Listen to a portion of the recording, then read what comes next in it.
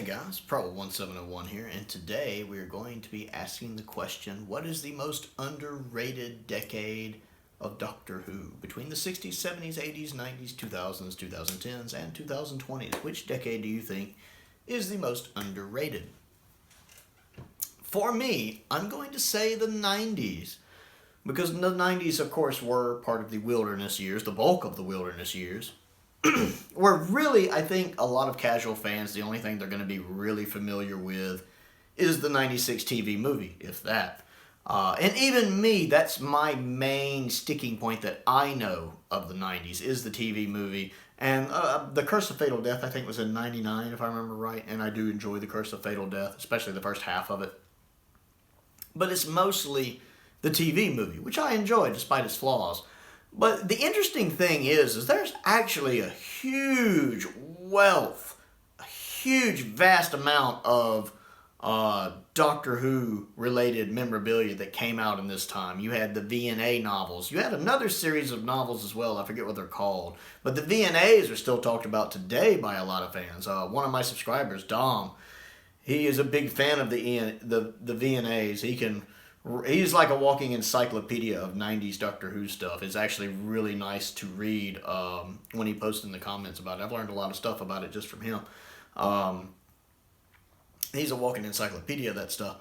And he can give, Dom, if you're watching this, pop down in the comments and let them have a monologue, soliloquy, encyclopedia volume 1 through all of it. You can kind of help this conversation out. But there's so many of those novels, and I've even been told that some of the aspects in Russell's Doctor Who, when Russell brought the show back, his era, is stuff that pulls from like the V&As. That's interesting to me because I like a lot of the stuff in Russell's era. Now, some of the V&A I would like to read. I don't know how much I'd like. Like, I know Longborough's a famous one, though to be fair, I think the idea of the looms is really dumb. But I also know the house that everybody saw in Flux, people were like, oh my goodness, are they bringing the house from Longborough in? Apparently there's a house like that in Longborough. I know it's a very famous story. Human Nature, the Series 3 episode with the 10th Doctor, is actually originally a V&A about the 7th Doctor. Which actually fits the 7th Doctor's character better, probably. Because while I love the Series 3 version of it, I love Series 3, it's my favorite series of modern Doctor Who. Really love it, and I love the Human Nature 2-parter. It's phenomenal. It works better for the 7th Doctor because the 10th Doctor is so human. He's a very human Doctor. The idea of him falling in love when he's a human isn't quite as much of a leap. It's not quite as surprising, whereas the 7th Doctor, it would be a huge surprise for him when he turned himself human to fall in love with someone. And also that part at the end when the 10th Doctor just turns back into the 10th Doctor and he just grows cold, and what he does to each of the family, you know, when he's that cold, dark Doctor. While Tennant does that really well, that really fits McCoy. The dark version, the season 26 version of McCoy, with him just being cold once he turns back into Chess Master McCoy, as I call him. I can easily picture him doing that to all of the family. That fits his Doctor really well. So I really want to read the novelization of Human Nature one of these days, or the original novel, I should say. I really do want to read that. And then you also had the, the real-time movies by the BBV or whatever. You know, there was a lot of basically unofficial Doctor Who movies back then where, you know, you would have, like, even Colin Baker and Peter Davison and Sylvester McCoy in them. They wouldn't be playing the Doctor, but they would almost be playing the Doctor. I think like they'd be playing somebody called the Stranger. It's pretty much the Doctor, not called the Doctor. You'd have characters from other stories because they would get the rights to use like the Brigadier from the guy who originally created the Brigadier, since, you know, back then people who created characters still held the rights to the characters, like Terry Nation did with the Daleks. And so they would get permission for them, so they would have the Brigadier and stuff in them. Like, there's even, Downtime? Is that the name of it? It's a very famous one that has the Brigadier in it. And I believe that's the first time we meet Kate Lethbridge Stewart is in that story. It's a very famous, you know, unofficial Doctor Who story.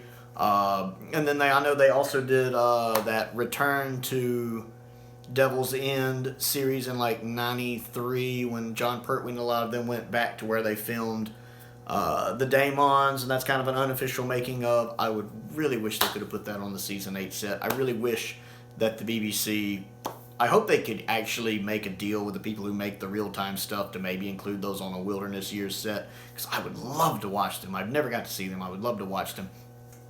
I believe the audio adventures started in the 90s.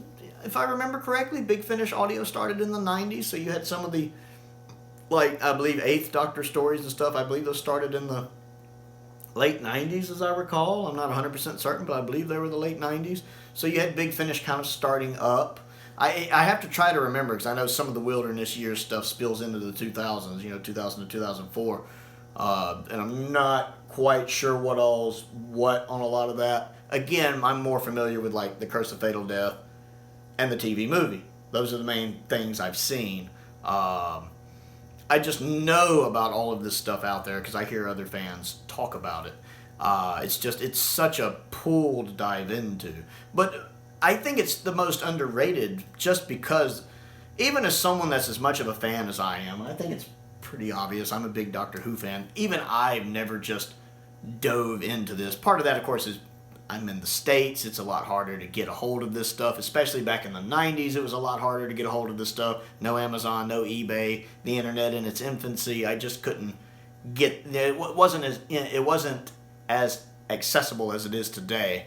I would love to get the original version of Human Nature and read it, but there was a whole bunch of content, because a lot of the people who worked on Doctor Who and who loved Doctor Who, when Doctor Who was canceled, they wanted to get more Doctor Who, so they went making their own fan productions. They went writing their own stories, and there was a lot of stuff coming out in the 90s to kind of keep the fandom going. And then we had the 96 movie, which I enjoy, and then more stuff all the way up until the reboot of the show. So that's the series. That's the decade I think is the most underrated, the 90s. I would like to know what you think of 90s Doctor Who and what decade you think is the most underrated. So comment down below and let me know what you think about anything I have talked about today. I always enjoy hearing from you guys. Other things to do: click the like button, click the subscribe button, click the bell for notifications so you never miss out on another video. I also have a Patreon if you like what I do and would like to contribute to what I do. There is a link to that down in the description below. I want to give a shout out to the 5th Doctor, a top tier patron. A very special thank you, and a special thank you to all of my patrons and all of my subscribers. I appreciate each and every one of you. I do have a poll up right now on my Patreon for every one of my patrons to vote in. That will determine the next classic Doctor Who story I will be watching, and that is between Enemy of the World, The Brain of Morbius, Time Flight, The Ultimate Foe, and The Mind of Evil. And that will be a video that will come out on the channel that everyone can enjoy if you would like to vote in that. And other fun stuff there. I do outtakes there, bloopers, other polls, all sorts of different stuff about me, etc., etc., etc. If that's anything that interests you. Most importantly, though, thank you for watching.